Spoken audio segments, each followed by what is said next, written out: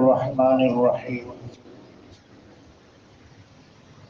کل انشاءاللہ جمعۃ المبارک کا مبارک دن ہے۔ عزیزو، اس دن کو اللہ رب العالمین نے مسلمانوں کے لیے عید کا دن بنایا ہے۔ عید کے لیے کتنا بڑا اہتمام ہوتا ہے، کتنی لمبی تیاری ہوتی ہے، اور اس کی آنے کی کتنی بڑی خوشی ہوتی ہے۔ اتنی ہی تیاری، اتنا ہی اہتمام، اتنی ہی خوشی ہمیں جمعے کی آمد پر ہونی چاہیے۔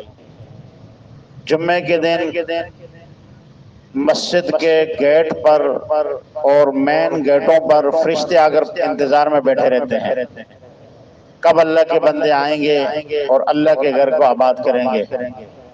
جب فرشتے اللہ کی نورانی مخلوق ہیں، وہ ہم سے پہلے آ کر مسجد میں ڈیرا ڈال دیتے ہیں، تو ہمیں کوشش کرنی چاہیے جب آسمانوں سے فرشتے اللہ اتار کے بھیج دیتے ہیں تو ہم تو زمین پہ رہ رہے ہیں، محلے میں رہ رہے ہیں، مسجد کے قریب رہ رہے ہیں، ہمیں تو فوراً اول وقت میں زوال کے فوراً ہی بعد مسجد میں آ جانا چاہیے، تاکہ کل قیامت کے دن یہ فرشتے جو اللہ رب العالمین نے بھیجے ہیں یہ ہمارا ریکارڈ بنا سکیں اور ہمارے اس مسجد میں آنے جانے پر گواہ بن سکیں۔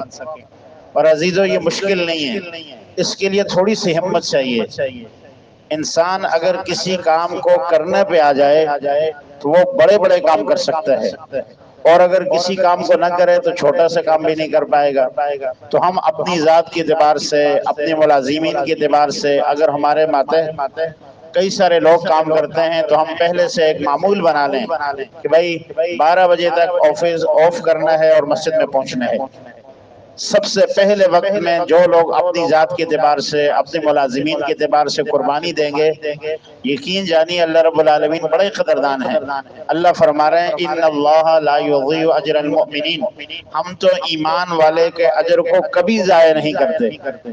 اللہ اتنے قدردان ہے، جو انسان 1.5 گھنٹہ اللہ کے لیے وقف کرے گا، اپنے کاروبار کو روکے گا، اور اللہ کا حکم ہے وَذَرُوا الْبَيْعَ، تجارت کو روک لو، کاروبار کو روک لو، معاملات کو روک لو، اور فَاسْعَوْا إِلَىٰ ذِكْرِ اللَّهِ، اللہ کی ذکر کی طرف آؤ۔ اگر ہم یہ قربانی دیں گے تو اللہ ضرور اس پر ہمیں وہ عطا فرمائیں گے جو ہماری سوچ سے بھی زیادہ ہے۔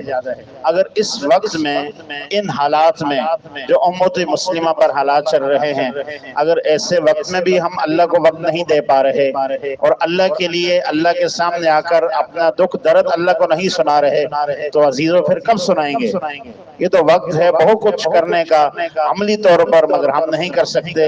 تو ہمیں کم از کم ان مبارک اوقات میں، قبولیت کے اوقات میں، اللہ کے گھر میں آ کر اللہ صلی اللہ لگانا، درود پڑھنا، ذکر کرنا، تلاوت کرنا، نوافل پڑھنا، سورۃ الدخان، سورۃ الکہف کی تلاوت ہے، مسنون اعمال بھی ہمارے ہوں گے، برکات بھی نصیب ہوں گی، اور امت مسلمہ پر جو آزمائش ابتلا ہے اس حق میں ہم دعا کریں گے، شاید اللہ کسی کی سن لے اور حالات بہتر ہو جائیں۔ تو ہمیں اپنی ذات کے اعتبار سے، بچوں فیملیوں کے اعتبار سے، ملازمین کے اعتبار سے ہمیں ضرور اس بارے میں فکر مند رہنا چاہیے۔ اللہ رب العالمین عمل کی توفیق نصیب فرمائے۔ اللہم